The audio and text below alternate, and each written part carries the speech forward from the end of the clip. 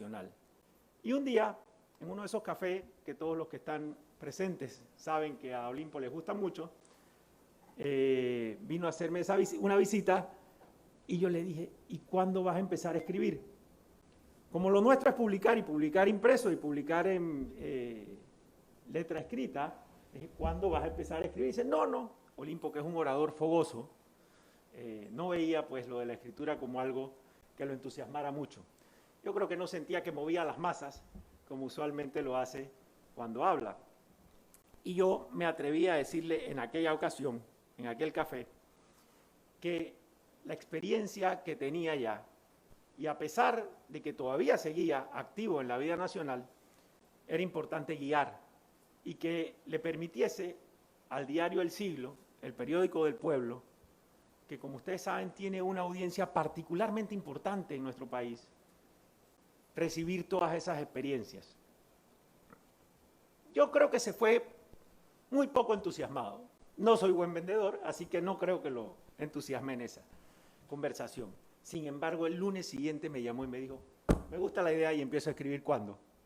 Y efectivamente, así lo hizo y ha cumplido desde aquel día de manera rigurosa y religiosa todos los domingos. Ha iluminado muchísimo a nuestros lectores y a nuestra audiencia. A partir de las plataformas digitales se dimensiona de manera impresionante. Tiene una proyección nacional de manera sencilla, en una columna semanal,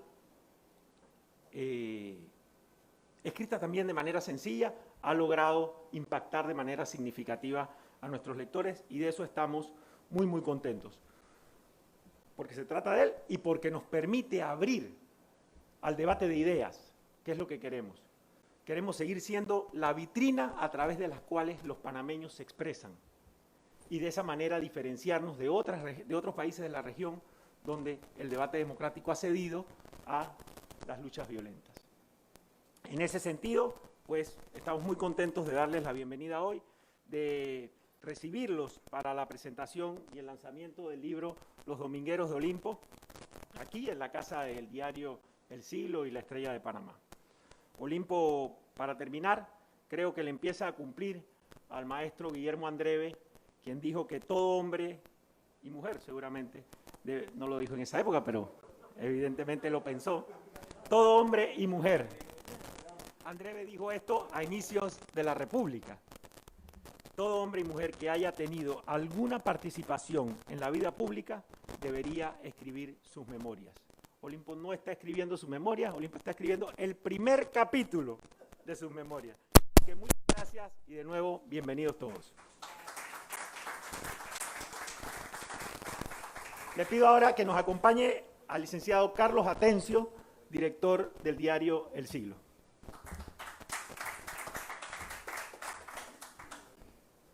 Buenas tardes a todos. Para mí es un gran orgullo estar aquí al lado del maestro don Olimpo y de ustedes, los distinguidos presentes. Mi pequeña ponencia se trata los retazos de historia del maestro Olimpo. Generalmente cuando se hacen este tipo de lanzamientos de libros, se nos piden tenemos dos caminos, o hablar del autor o hablar del libro. En este caso no vamos a hablar mucho del libro porque, bueno, para incentivarlos que lo compren, y vamos a concentrarnos más en la figura del maestro.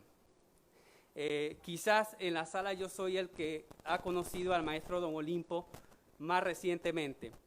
En mi vida periodística lo conozco hace unos 20 años, pero ya como editor de la sección de opinión del Siglo, lo conozco hace unos 3 años.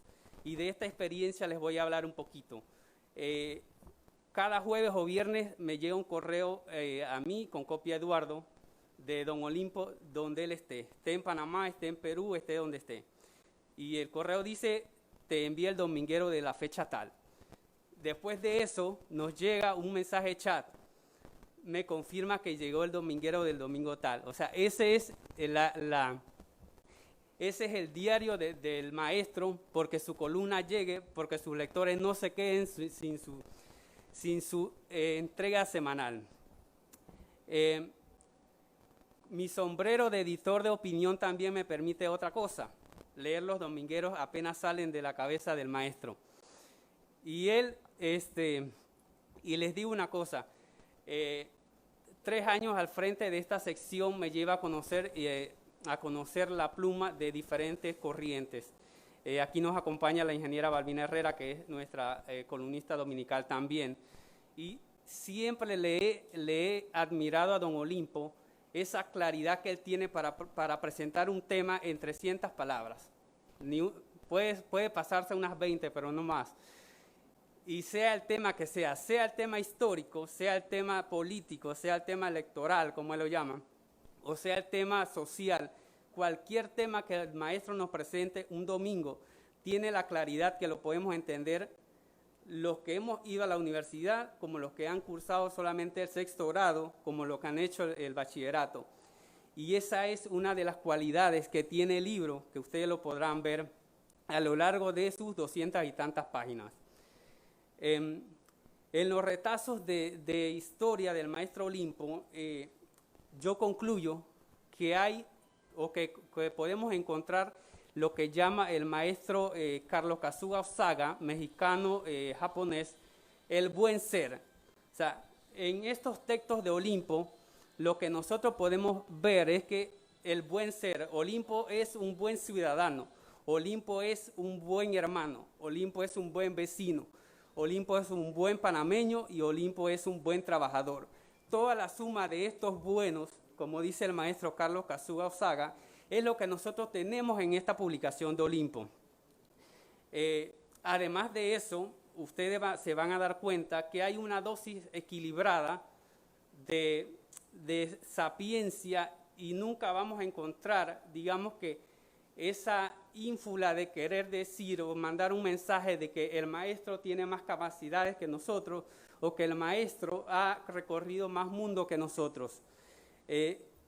Y en esta charla respetuosa lo vemos, aunque el doctor Miguel Antonio Bernal en la presentación del fin de semana pasado en Radio Panamá hablaba de un pesimismo, digamos que moderado. Yo diría que no, que es la visión, digamos que del profesional, la que vemos en estos textos de Olimpo, que no lo vemos ni venenosos, que es una palabra que ni tampoco los vemos con muchas ínfulas para querer vendernos algo que realmente él quiere transmitirnos.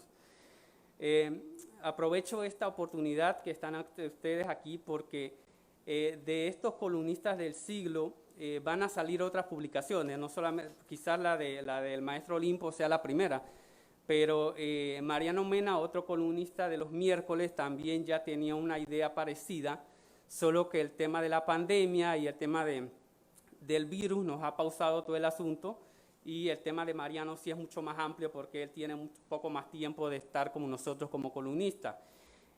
Otra publicación que veremos, digamos que este año, también de las páginas del siglo, tiene que ver con nuestro vigilante de la historia, el profesor Rommel Escarriola, conocido por todos como un combatiente y un educador entregado las 24 horas. No nos pudo acompañar hoy porque tenía clase justamente a las 4 de la tarde. Dice que él nos falta una clase por razones, salvo que sean razones de salud, así que bueno, no nos acompañó. Este era un paréntesis, una publicidad. Yo sigo con el tema del libro de los domingueros. La palabra domingueros hasta nos suena familiar, ¿no? ¿Qué hacemos nosotros los domingos? O sea, los domingos, ¿qué hacemos antes en nuestra vida de niños? Hacíamos casi una rutina, por lo menos en la mía teníamos que ir a misa, o sea, los domingos teníamos que ponernos cierta ropa, los domingos no se trabaja, los domingos hacemos ciertas cosas, entonces desde la palabra los domingueros nos llevan a ver que Olimpo nos tiene una sorpresa en esas 234 páginas. ¿Qué otra cosa les puedo decir? Bueno, antes de irme y darle la palabra a don Willy, que sí tiene mucho más horas compartidas con el maestro, le voy a pedir al maestro que al final, cuando le toque, también nos relate a nosotros el tema de la carta, que yo no lo conocía y me pareció muy interesante, así que lo voy a comprometer, la carta del maestro Olimpo, que nadie tenía que leer, pero la carta era para Omar Torrijos.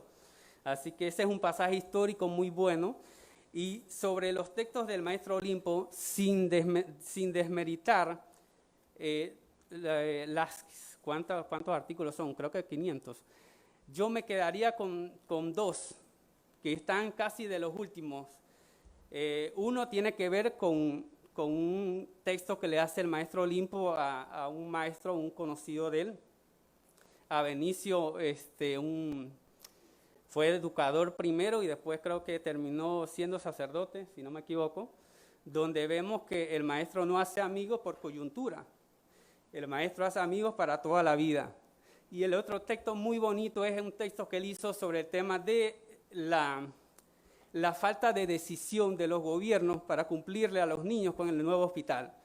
¿Cuántas veces, cuántos años, cuántos gobiernos, cuántas semanas tenemos más que esperar para esto? Don Olimpo escribió ese texto hace varios años. El tema ha caminado un poquito, pero todavía no. En este texto ustedes van a ver que el maestro siempre está comprometido con el bien común, o sea, en este caso, con la población infantil que no tiene ni seguro social, ni tiene cómo pagar la atención médica en los hospitales privados. Entonces, la voz de Olimpo en este texto es como muy esperanzadora, pese al pesimismo moderado, el pesimismo moderado que nos mencionó el profesor Bernal. Así que ya concluyendo esto, entonces le paso la palabra a don Willy Cochés, que va a seguir entonces con la presentación del libro Los Domingueros del Maestro.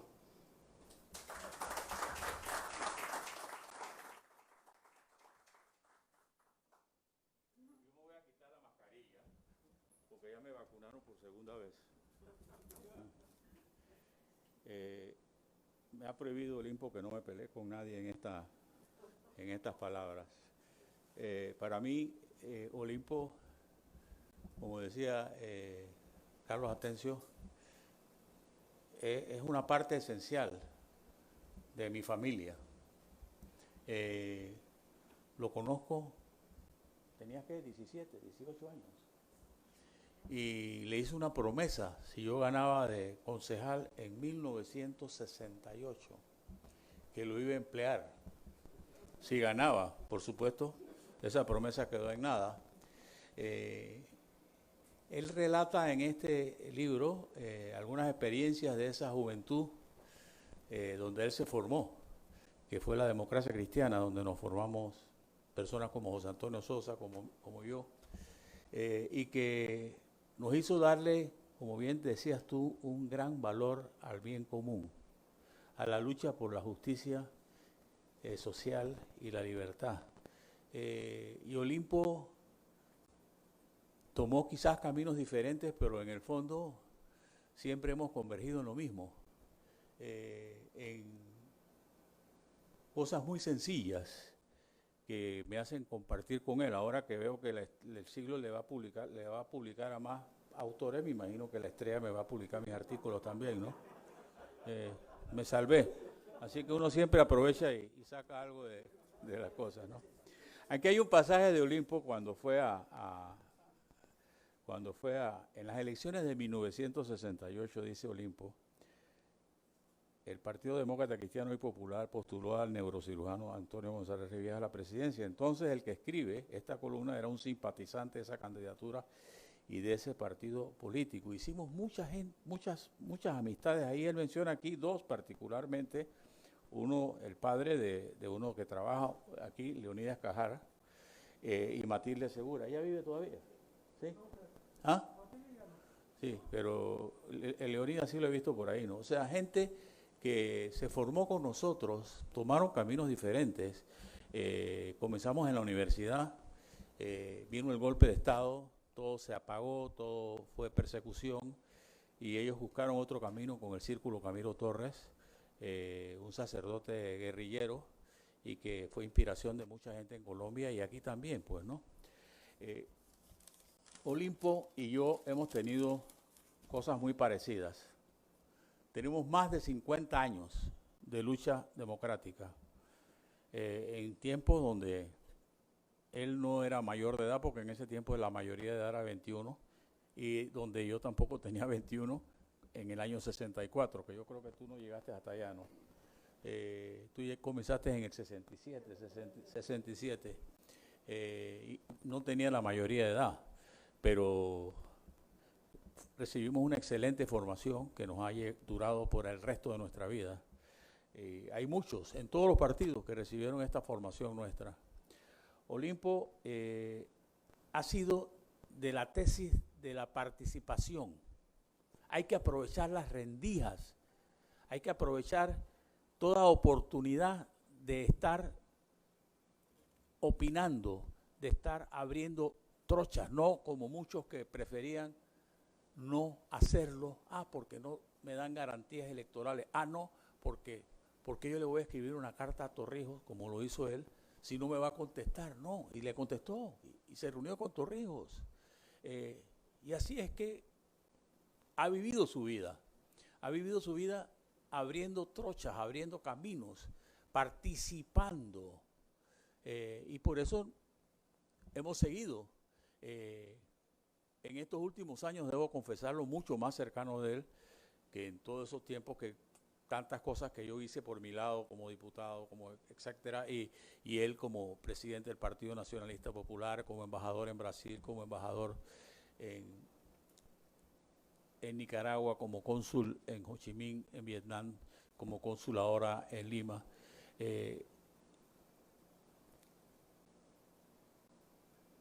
Algo que ha caracterizado a Olimpo y que lo vemos aquí es la sencillez de sus planteamientos.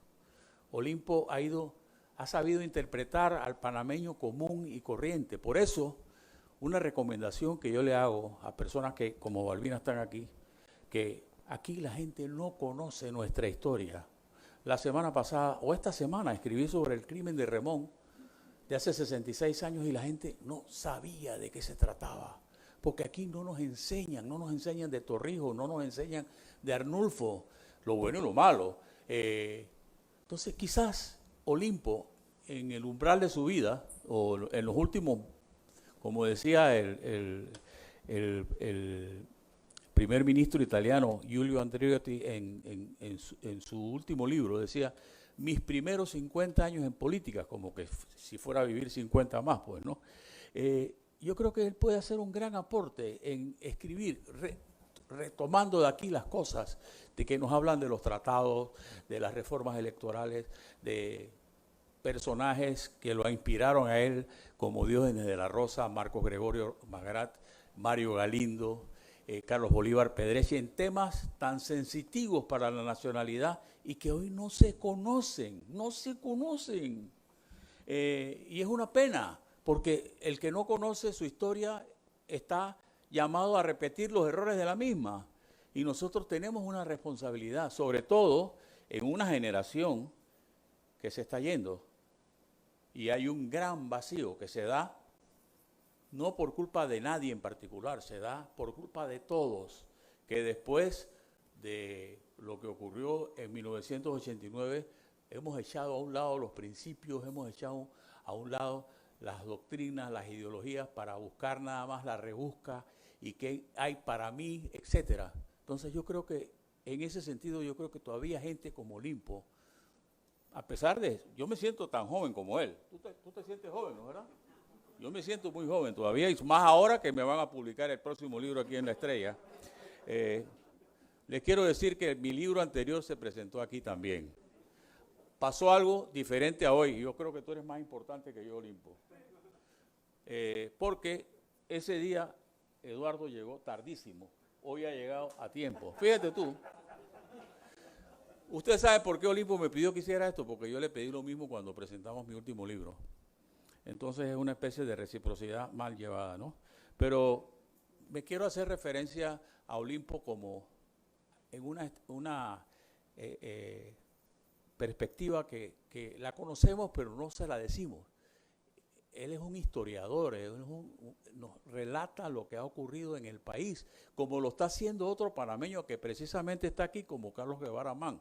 A veces discrepo de ti porque todavía tienes unos odios muy grandes contra ciertas personas, pero haces un aporte tremendo. Pero bueno, yo creo que esos panameños son necesarios porque opinan sobre cosas que la gente no conoce y que debemos enseñarle a nuestras generaciones. Yo no tengo, creo que ninguno de mis 4 hijos ha leído ninguno de mis libros. Sinceramente se los digo. Mi nieto menos. Por más que se los mando, se los regalo, porque como que hemos olvidado lo que es la historia, porque no nos las enseñan. Ahora me ha dado por algo interesante, me invitan en algunas escuelas a hablar sobre qué pasó en el 89, qué pasó en hechos pasados, cómo vino el gobierno de Endara, etcétera. Y yo creo que son cosas que debemos saber, cómo se configuró el gobierno de Endara. Y yo escribo bastante cosas que alguien me dice, pero es que tú no más hablas de ti, no, porque eso es parte de las vivencias personales, de ser un testigo como Olimpo, en primera persona, de las cosas que han pasado. A ti te pasó que Olimpo te dijo que sí, con el dominguero, ¿no? Lo mismo le pasó a la gente de Osana Visión. Y Olimpo siguió ahí, porque Olimpo aprovecha, como decía, las rendijas que hay para transmitir un pensamiento que no se debe olvidar. Y ese yo creo que es el gran mérito de Olimpo. Nos habla de sus referentes, Diógenes de la Rosa, el gran político panameño. Nos habla de Carlos Bolívar Pedrechi, el gran pensador del canal, de Humberto Ricord, como un guía en los temas políticos. Nos habla de Mario Galindo, una persona para mí de pensamientos muy claros, y nos habla de Marcos Gregorio Magrat, alguien que quizás no nos dimos más a la tarea de criticarlo, pero cuando Magrat llegó aquí, que llegó de obispo auxiliar de Panamá, que de casualidad hablaba bien español, ¿a dónde lo mandaron? Lo mandaron a Veraguas y llevó allá al padre Gallego. Él fue el que llevó al padre Gallego allá. Y Magrat fundó Radio Veraguas, que todavía está allí, y fue una emisora para ayudar a los campesinos. Entonces yo creo que estos referentes de Olimpo, algunos los puedo compartir con él, nos indican de qué está formado el bagaje cultural e histórico de Olimpo, y que creo que estas páginas lo resumen muy bien, y que vuelvo y repito, creo que con esta forma tan didáctica de explicarnos la historia patria sería un gran aporte que a Olimpo,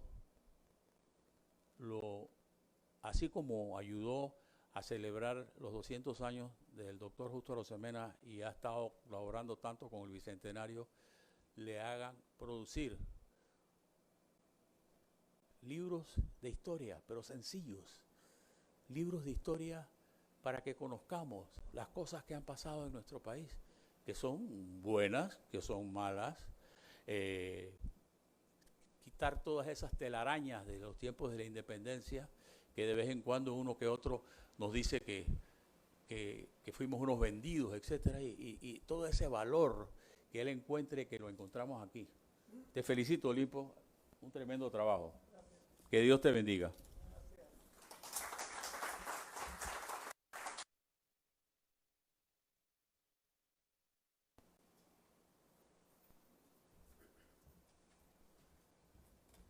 Muy buenas tardes, distinguidos amigos, invitados.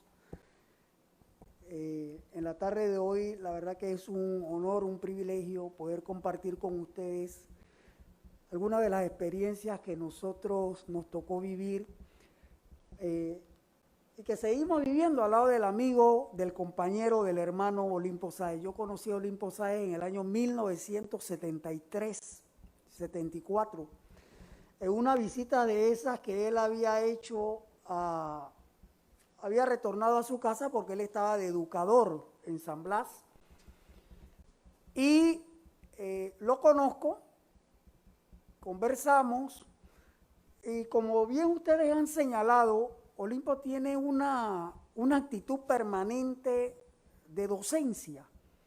Y empezó a hablarme de la historia política del país, de la que él conocía hasta ese momento, de la situación que se vivía en la universidad, con mucha claridad, de la situación política que se vivía en el país. Yo recuerdo que para Olimpo había una gran preocupación por las libertades democráticas, las libertades cívicas.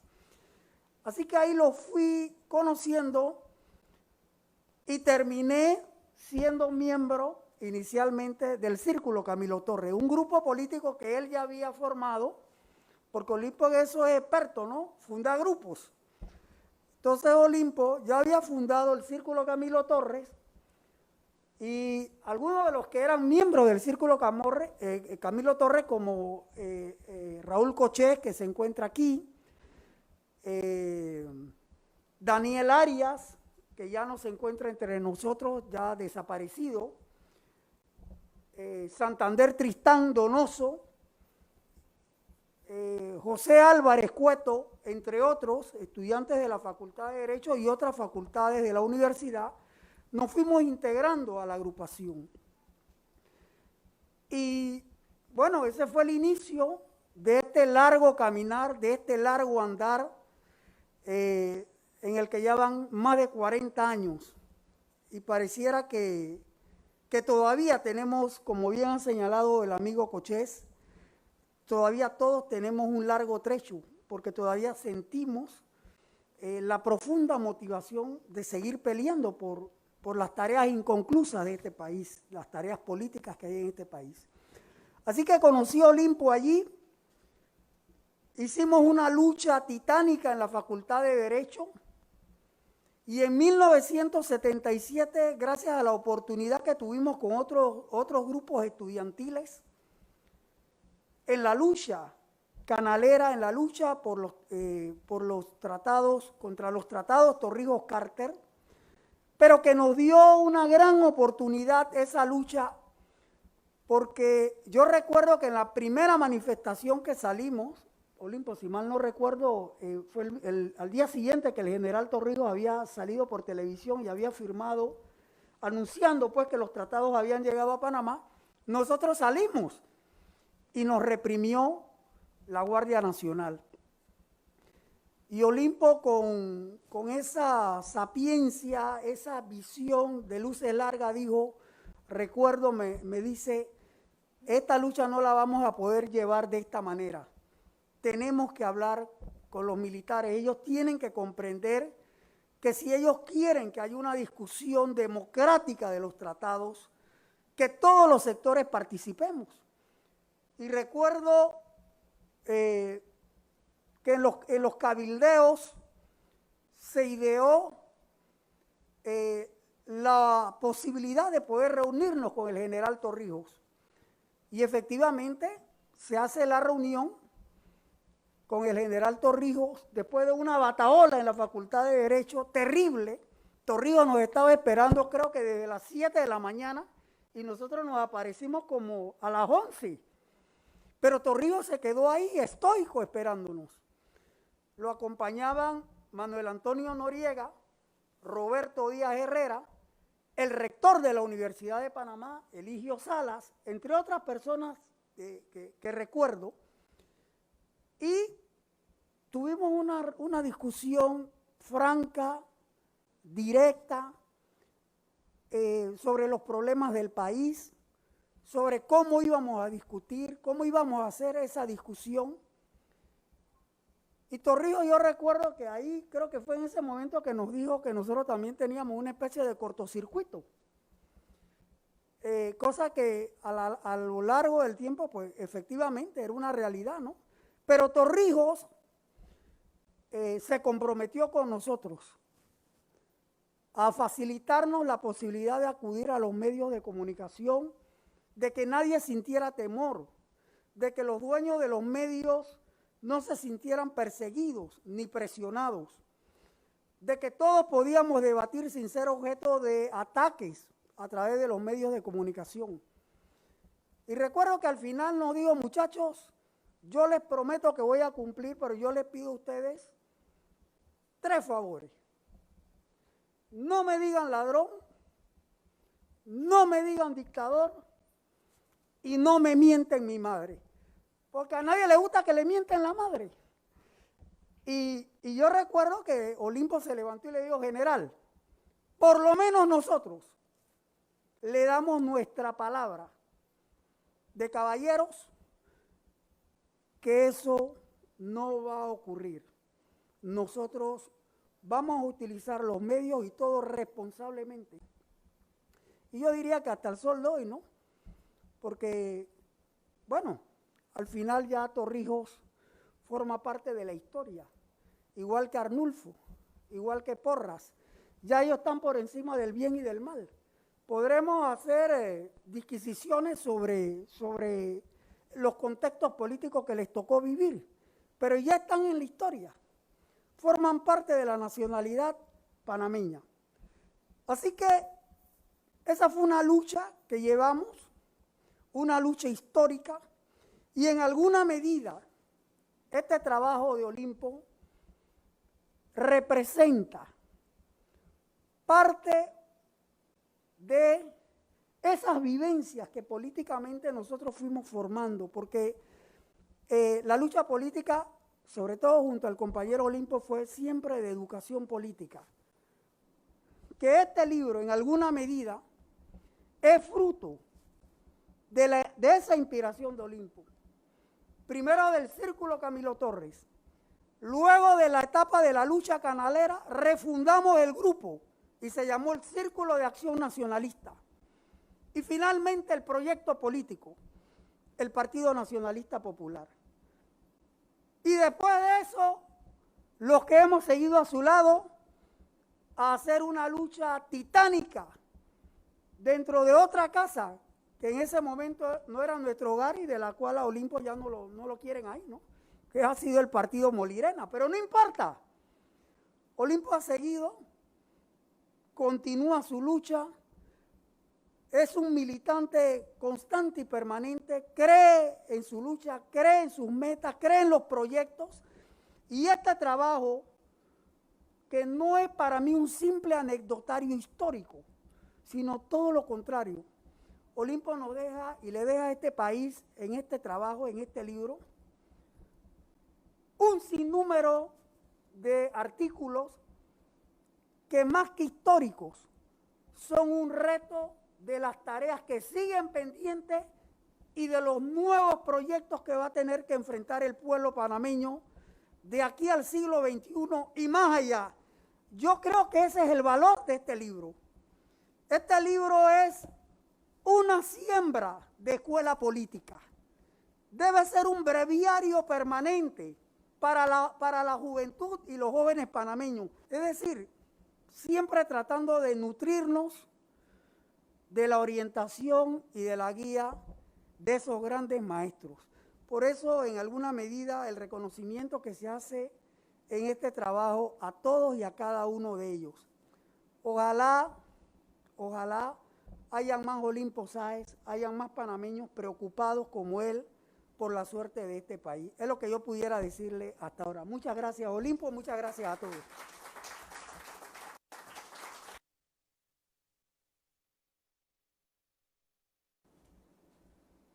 Bueno, yo la verdad que pensé que Wilito y Mito iban a hablar del libro. Y se la han pasado hablando de mí.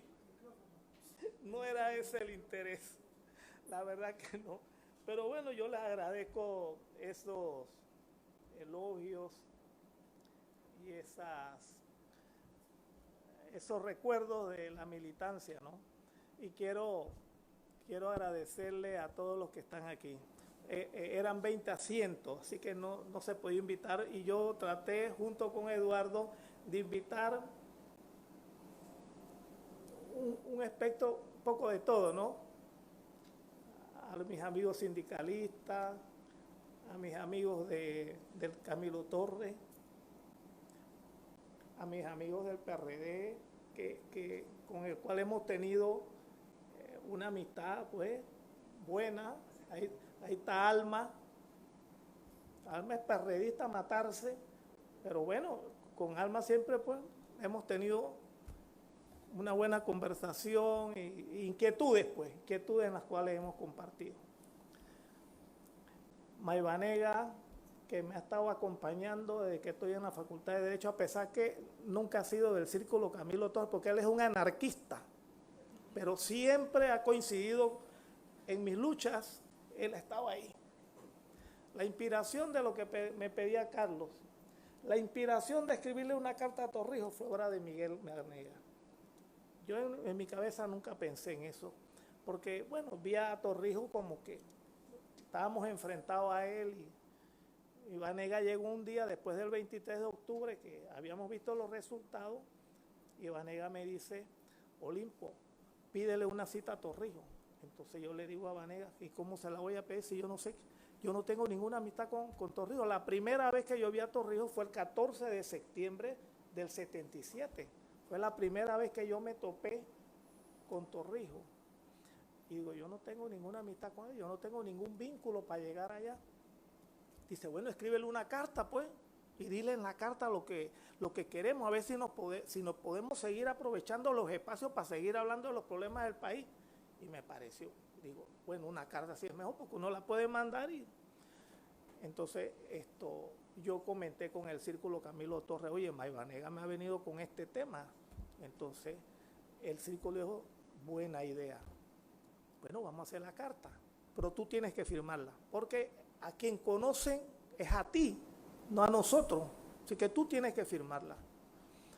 Pero yo me puse a pensar, digo, ¿cómo le escribo qué carta? ¿Cómo le meto mejengue a esto? Entonces me fui donde Ricor, el genio. Humberto, viejo conspirador, llamé a Humberto, al profesor, digo, Humberto, mira, Maivanega me ha venido a plantear esto. El grupo está de acuerdo. ¿Usted cree que usted puede ayudarme a hacerle una carta a Torrijos retratando la situación del país? Más o menos, pues. Dice Rico, ¿cómo no? Me parece muy buena la idea. Al día siguiente ya tenía 16 páginas redactadas. Y entonces dice, mira esto. Entonces yo la agarro y empiezo a leer. Digo, ay, Dios mío, esto está demasiado grueso. Digo, bueno, déjeme consultarlo. Así que agarré el grupo y comenzamos a leer la carta, pero aquello era horrible. No, esto no puede ser. Profesor, no, esto está demasiado duro. Bueno, está bien, pues, se fue. A los 2 días trajo el otras 16 páginas. Estaba un poquito más, aquella vaina era Trotsky, Lenin y aquella cuestión, un poco para llevarnos al pueblo. Esto tampoco. Hasta que llegó el tercero. El tercero ya yo lo vi un poquito mejor. Estaba duro el tema, porque decía muchas cosas, pero digo, este se puede firmar. Entonces, yo lo firmé. Firmé la carta, pues, a nombre del grupo, del Círculo Camilo Torres.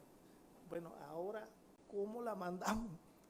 Yo me acordé que Roberto Díaz Herrera, secretario de la comandancia, era el coordinador de los espacios que los grupos estudiantiles teníamos con la cuestión de los tratados. O sea, que él era el que coordinaba con Griselda lo de la televisión, con Monchi Torrijos lo de los periódicos, y con el Danilo Caballero lo de Radio Libertad, cosas así, ¿no? Era Roberto. Bueno, voy a llamar a Roberto. Coronel, mire, yo estoy interesado en una entrevista con Torrijos. A ver si usted me puede conseguir la entrevista. Bueno, voy a ver. Conclusión, no llamó más nunca. Y yo esperándola. Bueno, ahí llamo a Ricordo. Digo, profesor, Roberto Díaz Herrera no responde. ¿Qué hacemos? ¿Cómo hacemos llegar esta carta? Dice, espérate. Sabes que Ricordo tenía armas por todos lados. Espérate. Vamos a recurrir a Manfredo, a Fernando. Vamos a llamarlo y vamos a ir a su oficina. Ya Ricordo me había logrado otro favor antes. Ricordo me había llevado donde Manfredo porque yo tenía una preocupación, y era que los muchachos que habían asaltado el Unicornio y los habían agarrado al día siguiente y habían confesado su pecado, estaban presos y yo consideraba que no tenía sentido tenerlos presos porque primero no eran maleantes, eran estudiantes de Derecho, la mayoría de ellos. Eran amigos nuestros del Círculo Camilo Torres. Entonces, yo le dije a Ricor tampoco estaba muy convencido de aquello, ¿no? Digo, doctor, ¿pero qué hacemos con esos muchachos presos? Entonces dije, bueno, vamos a hablar con Manfredo. Entonces, Manfredo, yo le hablé de la libertad de los muchachos. Entonces, Manfredo habló con Torrijos y Torrijos mandó para atrás el mensaje. Dile a Olimpo que vaya a hablar con Noriega. Bueno, entonces, y cuando yo llamé a Noriega, dice Torrijos que hablara con usted. Dice, sí, ya me habló el general. Nos vamos a reunir aquí en el cuartel. Digo, no, en el cuartel no, en un lugar neutral, en el Hotel Internacional, pues. Vamos a vernos allá a las 11 de la mañana. Dile al abogado, ¿quién es el abogado? Dijo José Antonio Sosa. Yo le había pedido a José Antonio Sosa que le sirviera de abogado, porque aquí nadie quería ser abogado de ellos. Esa es la verdad. Ni los panameñistas, ni le fui donde Faunde no quería, los panameñistas me habían a buscar en Dara, nadie quería ser abogado de los asaltadores del unicornio. José Antonio fue el único. Y José Antonio y yo habíamos hablado con Bese. Y después Bese tiró la muleta y quedó José Antonio Sosa de abogado de esos muchachos, sin cobrar ningún real. Entonces, José Antonio y yo nos fuimos y casi nos fuma Noriega allá hasta las 9 de la noche en el hotel, pero habíamos resuelto más o menos el problema. Gracias a Torrijos, esos muchachos salieron libres. Como ya teníamos ese canal con Manfredo, fuimos donde Manfredo.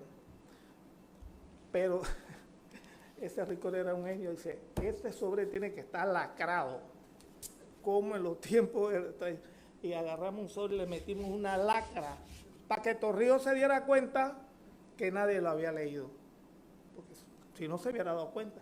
Entonces yo le dije a Manfredo, Fernando, esto es difícil, aquí hay unas cosas muy duras que yo le estoy diciendo a Torrijos. Yo necesito que le digas a Torrijos que lo lea solo, sin manzanillos al lado, que le van a interpretar la carta. Solo, a él solo, dile que lo lea, que digo yo que por favor lo lea solo, pero eso sí, entrégaselo solo. Bueno, se fue la carta y yo no vi más a Manfredo, hasta que en enero recibo una llamada, Fernando Manfredo. Olimpo, Fernando, ¿cómo está, ministro? Te quiero decir que le acabo de entregar la carta a Omar. Íbamos para Ecuador con la cuestión de la lucha bananera, y yo le entregué la carta, el sobre, con las indicaciones que tú me diste, que lo leyera solo. Bueno, digo, hombre, gracias Fernando. Pasó el tiempo, yo no vi respuesta para nada, yo digo, bueno, no pasó nada. Un día voy para donde Don Plin, mañanía donde Don Plin, y estoy haciendo mi filita hasta que Don Plin me hiciera llamada, pero yo veía en los periódicos, yo veía un titular y como que el subconsciente me empujaba a ver el titular y de repente veo el título, carta privada. Este era el título de la carta, carta privada a la conciencia del general Torrijos. Así decía la carta. Yo, ay, esta vaina. Don Plin, préstame esto. La carta publicada entera, crítica, toda la carta. Digo, ay, Dios mío, ahora sí. Pero de repente vi una luz nada más. La luz era que había una nota a mano de Torrijos que decía, Rómulo, publica esta carta que me manda el dirigente Olimpo sobre la realidad nacional. Omar. La mandó a publicar el hombre. Pero de todas maneras había cosas muy serias. Yo ahí estaba señalando, entre otras cosas. Bueno, ustedes se acordarán de eso. Yo no creo que ni Alman leyó eso. En esa carta le hacemos una radiografía, por eso, lógicamente se la hizo Ricor. Pero yo también estaba de acuerdo con lo que estaba diciendo Ricor. Los 505 son un fracaso. El Estado Mayor, la intuición popular dice que el Estado Mayor todos son unos ladrones. El único que se salva de eso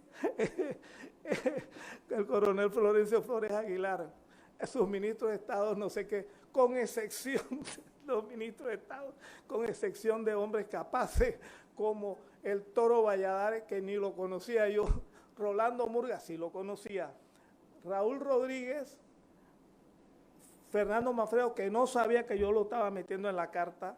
Digo, personas como esa son las que usted debe tener alrededor suyo. Los 505 son un cáncer que devora la República. Pero Torrijos había dicho algo interesante. Torrijos había dicho que una vez se aprobaron los tratados, este país cogería otro rumbo. Decía Torrijos en una declaración. Y al agarramos esa palabrita, usted ha dicho que este país cogerá otro rumbo. Ha llegado la hora de que coja otro rumbo. Hay que reformar la Constitución. Y por ahí nos fuimos. Bueno, esa es la historia de la carta que Torrijos mandó a publicar y lógicamente era un mensaje directo, era con su equipo, con su gente, con los torrijistas de derecha y de izquierda que tenía él. Bueno, felizmente yo no volví a ver a Torrijos. Torrijos nunca me llamó ni nada. Hasta que en el año 79 yo soy elegido presidente del Centro de Estudiantes de Derecho y en la calle yo oigo un grito por allá y cuando yo miro el Toro Valladares en el carro, voy allá, ¿qué pasó, ministro? Y entonces una voz de la parte de atrás que dice, yo no soy un traidor. Era Torrijos, con Rory González en la parte de atrás. Digo, general, yo no soy un traidor, Olimpo.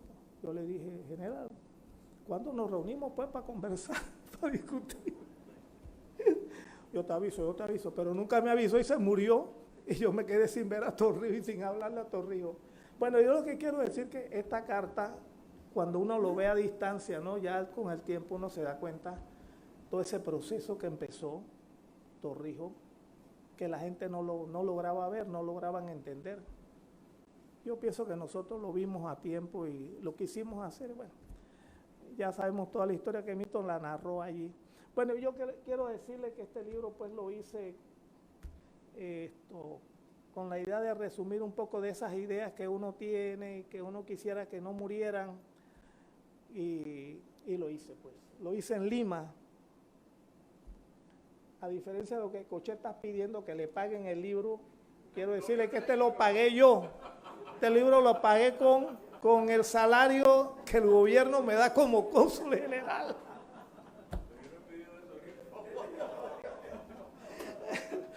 Entonces, pero gracias al salario del gobierno yo publiqué este libro y espero publicar otro, si me dejan allá.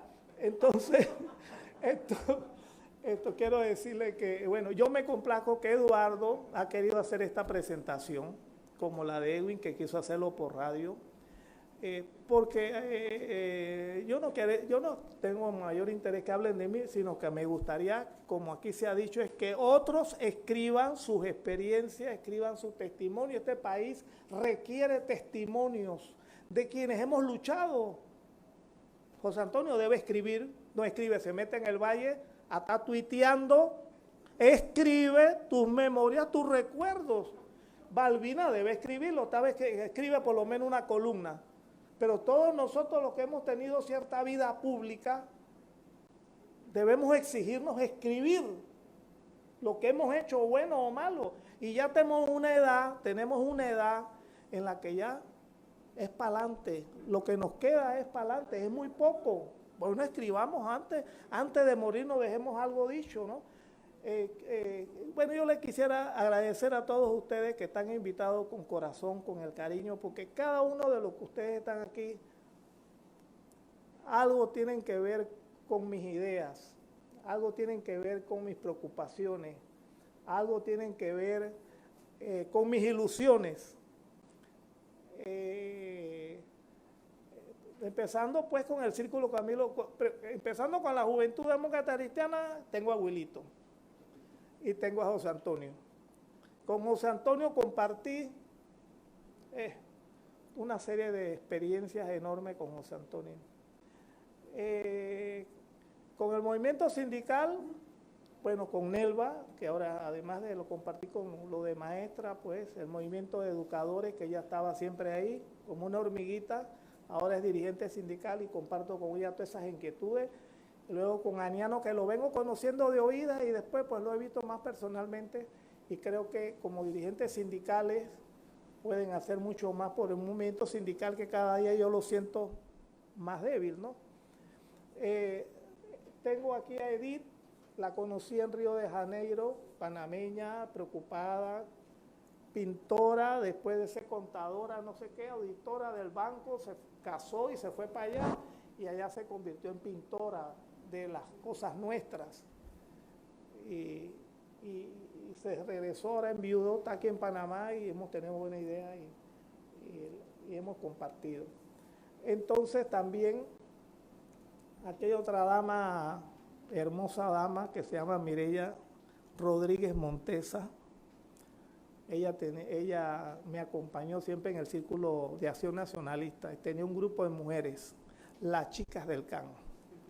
Era un alboroto que tenían cada vez. Ella inventaba las canciones, a ustedes se pueden imaginar, ¿no?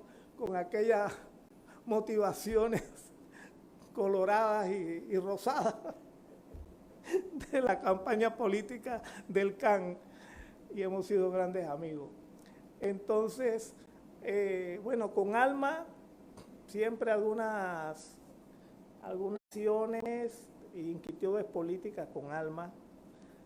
Con Balbina fuimos adversarios en la universidad, pero yo de Balbina admiro cosas que no veo en otras. Es una mujer hecha para adelante, militante, da la cara, y yo creo que esas son cualidades que no tenemos muchos panameños en política. Salimos huyendo, una vez pasamos por ahí, ya nos salimos y no queremos volver a hacer militancia, y Balbina es todo lo contrario. Mi querida Irma, compañera del CAN, entusiasmada, nunca me ha abandonado esta mujer.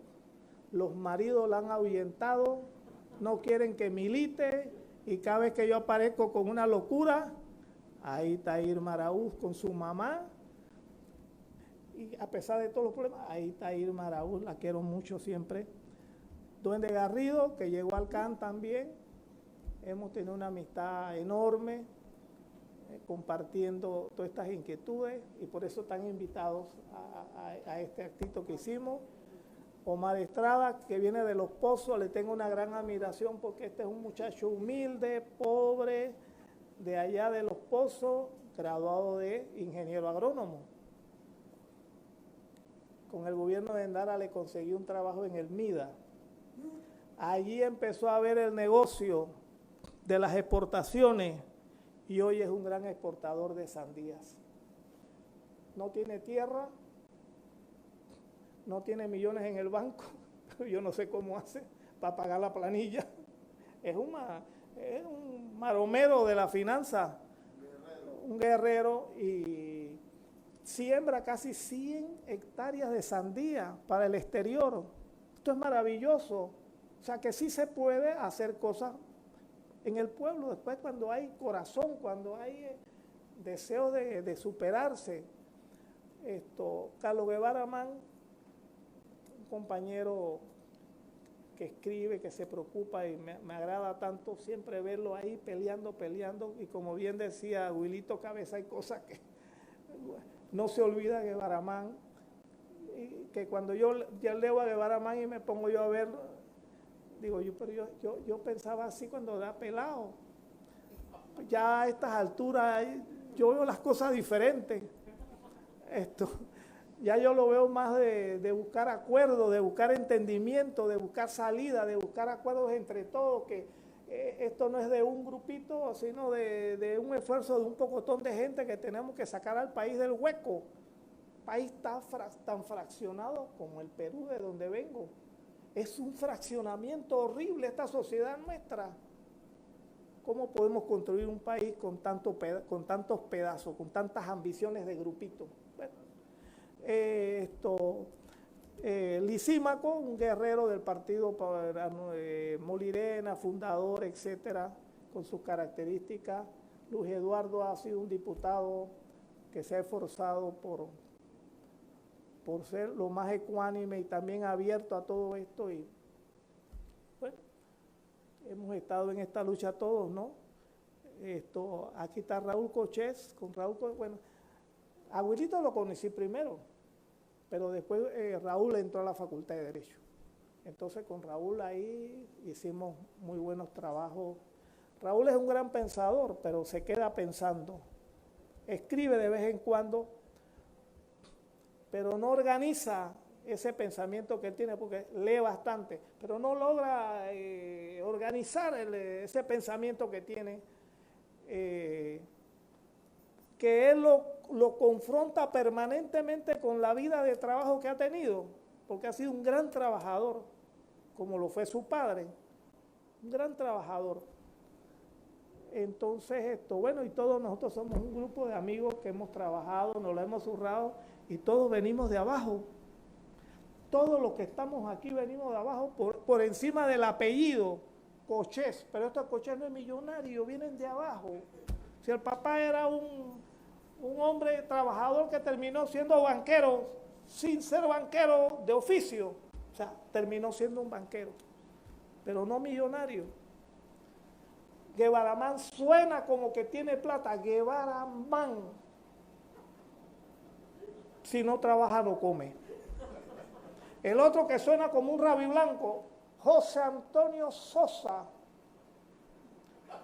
pobre como todos nosotros. Todos los que están, ¿cómo? Con doble S. Sí, con doble S. Entonces, todos los que estamos aquí venimos de abajo y nos hemos superado, gracias al estudio, gracias a la Universidad de Panamá, nos hemos superado todos. Hemos logrado alcanzar un espacio superior por nuestra dedicación al estudio, nuestro trabajo. Y como nosotros hay otro pocotón de gente, por eso yo soy un fanático de la escuela panameña, de que hay que impulsarla para que más panameños de abajo se superen. Pero bueno, la verdad que yo no tenía ganas de hablar muchas cosas, ¿no?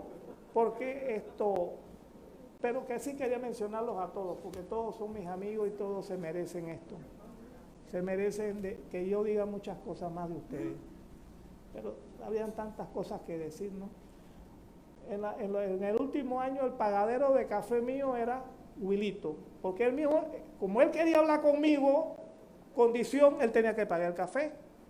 No me iba a poner a mí a hablar como loco y yo tenía que pagar mi café. No, paga el café y yo vengo a hablar como loco contigo. Bueno, fíjense ustedes lo que son las cosas de la vida. Resulta que el sábado hicimos la presentación del libro por radio, ¿no? Que me parece que quedó bastante bien, ¿no? Es lo que entiendo, ¿no? Entonces, antes de ayer me llama Leonardo, que es el coordinador de la emisora, de la cuestión del programa, y dice: oye, Olimpo, aquí llegó alguien y te dejó unos documentos, así que pásalo a buscar. Entonces yo pasé ahora a buscarlo antes de venir para acá. Entonces me dieron esto. Entonces vengo yo, voy a ver qué es. Entonces dice: señores Radio Panamá, favor hacerle llegar a Olimpo Sá este documento tipo papiro como joya del baúl de los recuerdos de sus años en la Facultad de Derecho, conservado desde hace 45 años. Felicitaciones por su reciente obra. RS. ¿Quién es RS? Yo no sé quién es. Bueno, yo chequeo y abro y resulta que es una hoja volante de los tiempos de la Facultad de Derecho, porque era mimeógrafo antes, ¿no? Teníamos que hacerlo todo a mimeógrafo, a mano ahí.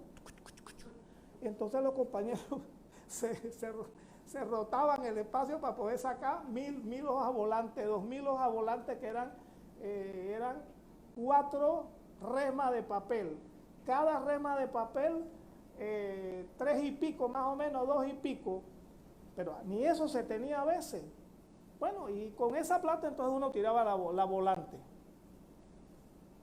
Y miren ustedes, la volante esta era un arbolito de Navidad del año, la Navidad del 76. Y ahí comienzo a decir los problemas que tiene el país y toda la desgracia y el sueño de que cambiemos esto, ¿no? Para el 77. Y yo firmo esto y yo me puse a pensar, esta persona guardó esto por 45, esta volante, ¿qué es esta volante? 45 años guardado este individuo, que no sé quién es, de una volante que ni yo me acordaba que lo había escrito. Está como Cochés, que un día escribió una poesía, hace tiempo, ¿no? Me escribió una poesía, Cochés. Y dice Olimpo no come carne, confunde la carne con la tajada. Cochés escribiendo poesía de propaganda política en la facultad. Entonces me llamó la atención esto porque si la gente revive estos recuerdos de hace 45 años, algo hay en lo que estamos haciendo que vale la pena seguir haciendo para que la gente recuerde cosas que se hicieron y que se hicieron bien en esos tiempos, ¿no? Entonces, y voy a leerle a mis amigos que lleguen allá, voy a recordarle esto, ¿no? Solamente para decirles el mensajito, miren ese mensaje en ese tiempo, año 76, digo yo. Con el alto costo de la vida que nos hace difícil la subsistencia, con las nuevas cargas tributarias que ensombrecen la estabilidad de los hogares más pobres, con la represión como una amenaza constante para el que discrepa, con la demagogia, la mentira y las lacras sociales que nos entumecen, me cuesta creer que pueda usted y su familia pasar unas felices Navidades. Por las sombras del año 76 que despedimos serán mucho mayores para el venidero, por lo que me cuesta creer también que pueda ser próspero para algún panameño. Sin embargo, la estrella de Belén que alumbró la esperanza de los pobres hace 2000 años, alumbre con efecto multiplicador la toma de conciencia y constructor de las acciones reivindicativas, las esperanzas de que los panameños unidos podamos superar esta etapa histórica en que nos toca vivir para construir una sociedad más justa y más digna. Estos son los deseos. Me atrevo a saludarlo en estas Navidades de 1976 y un nuevo año de 1977. Imaginen ustedes, esta era la hoja de Navidad en la Facultad de Derecho de nosotros. Entonces, bueno, yo quiero decirles que estoy tan preocupado de la situación del panameño de hoy, especialmente de la generación joven. Me siento, después de tantos años de lucha de nosotros, ¿no? Ahí está Alma, de nosotros los viejos, porque ya nosotros somos viejos, no vamos a engañarnos. Tengo 73 años ya, no le voy a preguntar a Alma porque ella cree que es una chiquilla, pero ya vayan avanzadita. Nelva también esconde la edad, pero Nelva también está avanzada. Bueno, Wilito ni se diga. Entonces, y José Antonio está por el mismo trillo de nosotros. Somos ya una generación. Entonces, a mí me preocupa lo que yo siento en la juventud, que no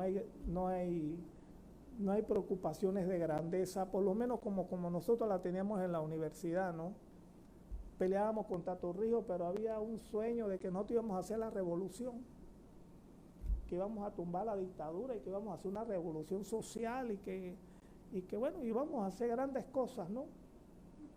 Yo no siento que la gente de hoy, ni la clase media profesional, esos muchachos que han salido de la universidad, que son abogados, que son esto y lo, yo no les siento que tienen esa preocupación que tuvimos nosotros y que hemos mantenido. Y yo no sé este país para dónde va. Siento que no sé para dónde va el país. Entonces, producto de eso es que me empecé a empeñar en publicar los domingueros y me he comprometido a hacer otro libro que estoy recopilando el material, que es la etapa de la lucha de nosotros, la etapa del 70 y mediados del 80, para ver si sirve de inspiración a los pelados de ahora, a ver si sirve, y si no, que quede como un testimonio de lo que hicimos. El problema es que nosotros luchamos demasiado en el 70, en el 80 y en el 60. Bueno, ahí Alma sabe más de eso, ¿no?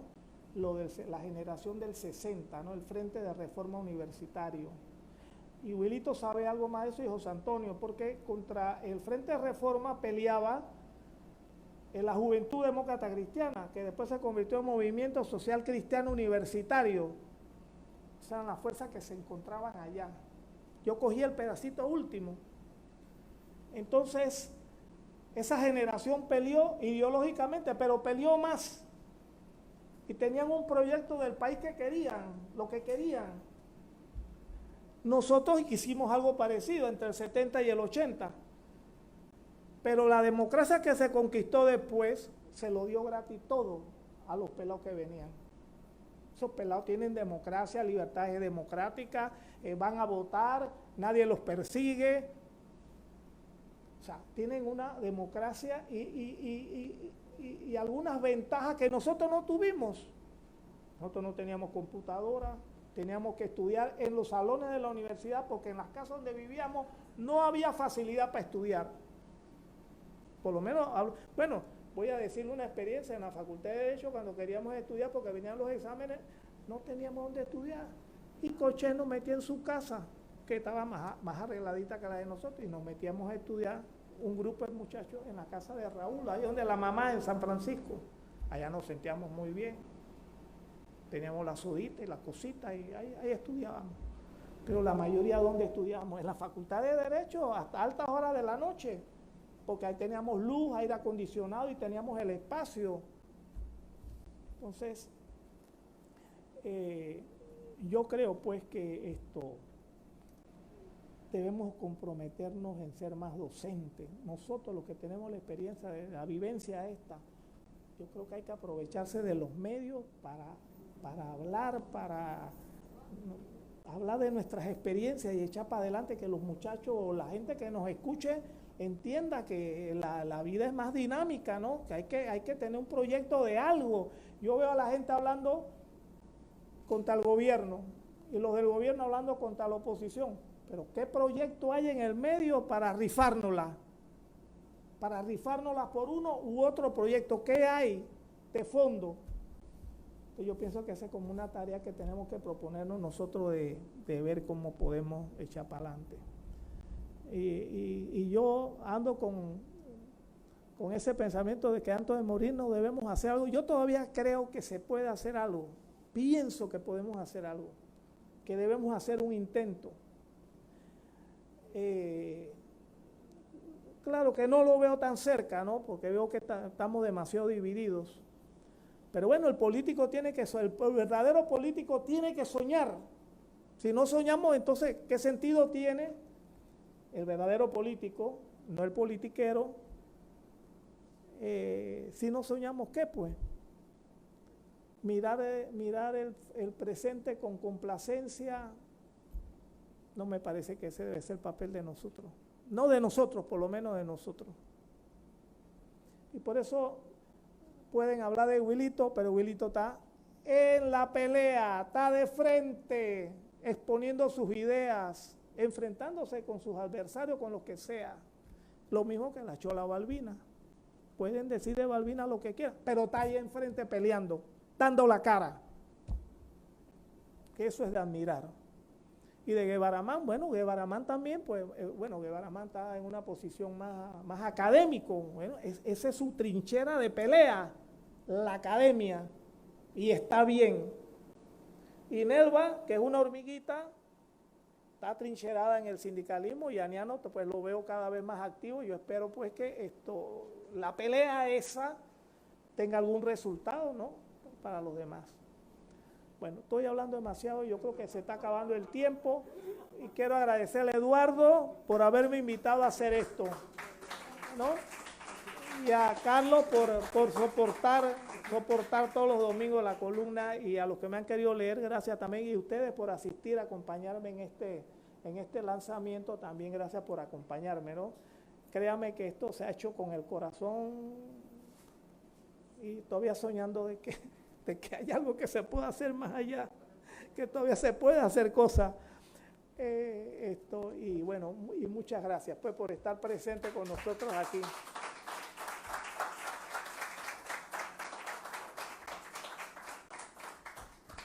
A nombre del Grupo Editorial El Siglo de la Estrella, de Eduardo Quiroz, de Gerardo Berroa y de Carlos Atencio, mi persona, le damos las gracias por haber estado aquí esta tarde, casi noche, acompañándonos. Pudiésemos hablar toda la noche del libro, de Olimpo, de sus luchas, pero bueno, ya tenemos compromisos y gracias a ustedes, que pasen buenas tardes y buenas noches.